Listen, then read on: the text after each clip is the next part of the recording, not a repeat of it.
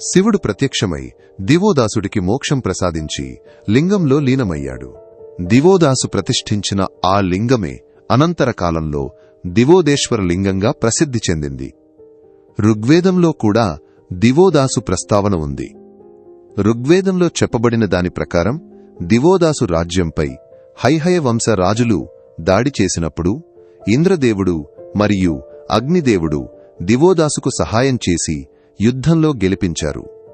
ఇది దేవతలు సైతం దివోదాసును ఎంతగా అభిమానించారో, అతని ధర్మబద్ధమైన పాలనను ఎంతగా ఆమోదించారో స్పష్టం చేస్తుంది. కాశీనగరం కేవలం ఒక పుణ్యక్షేత్రం కాదు, అది ఆధ్యాత్మిక శక్తికి, మోక్షానికి ప్రతీక.